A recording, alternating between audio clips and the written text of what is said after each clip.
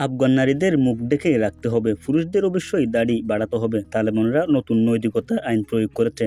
এই সপ্তাহে আফগানিস্তানের তালেবান সরকার আনুষ্ঠানিকভাবে কঠোর নৈতিকতা আইনের একটি নতুন সেট কোডিফাই করেছে, যা বাধ্যতামূলক করে যে মহিলাদের অবশ্যই তাদের মুখ এবং শরীর পুরোপুরি ঢেকে রাখতে হবে এবং পুরুষদের অবশ্যই দাড়ি রাখতে হবে।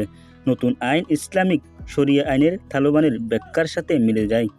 গাড়িতে গান বাজানো নিষিদ্ধ করে এবং চালকদের পুরুষ অভিভাবক ছাড়া মহিলাদের পরিবহনে নিষেধ।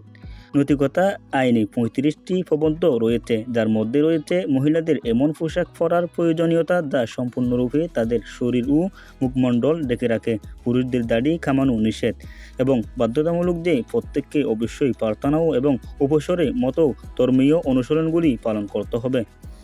অসম্মতির জন্য জরিমানা সতর্ক রয়েছে, মৌখিক হুমকি থেকে সম্পত্তি বাজেয়াপ্ত করা এবং ৩ দিন পর্যন্ত সরকারি কারাগারে আটকে রাখা, যে ক্ষেত্রে এই ব্যবস্থাগুলি সম্পত্তির ফলস্বরূপ হয় না। অপরাধীদের পরবর্তী পদক্ষেপের জন্য আদালতে পাঠানো হবে। নিয়মগুলি ২০২২ সালে তালেবানের সর্বোচ্চ অর্থনৈতিক নেতা দ্বারা অনুমোদিত করা হয়েছিল এবং বিচার মন্ত্রকের একজন মুখপাত্রের মতে এখন আনুষ্ঠানিকভাবে আইন হিসাবে প্রকাশিত হয়েছে।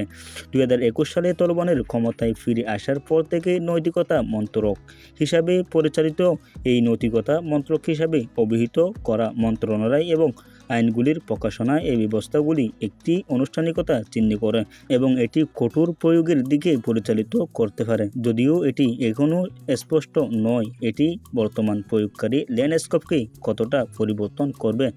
২০২১ সালে আফগানিস্তানের নিয়ন্ত্রণ পুনরুদ্ধার করার পর থেকে তালেবানের নারী অধিকার এবং মতপ্রকাশকারীর স্বাধীনতা সম্পর্কিত কঠোর নিয়ম আন্তর্জাতিক মানবাধিকার সংস্থা এবং বিদেশি সরকারগুলি ব্যাপক নিন্দার সম্মুখীন হয়েছে। মার্কিন যুক্তরাষ্ট্রের নেতৃত্বে অনেক পশ্চিমা দেশ স্পষ্ট করেছে যে তালেবানের সরকারের আনুষ্ঠানিক স্বীকৃতি এই নিষেধাজ্ঞাগুলি, বিশেষ করে মেয়েদের উচ্চ বিশ্ববিদ্যালয়ে ভর্তির উপর নিষেধাজ্ঞা প্রত্যাহার করতে বাধ্য। তালেবানরা তাদের নীতি রক্ষা করতে জোর দিয়ে বলেছে যে তারা ইসলামী আইন এবং আফগান ঐতিহ্যের ব্যাখ্যার কাঠামোর মধ্যে নারী অধিকারকে সম্মান করে। তারা যুক্তি দিয়ে যে এই ধরনের বিষয়গুলি অভ্যন্তরীণ এবং স্থানীয়ভাবে পরিচালনা করা উচিত।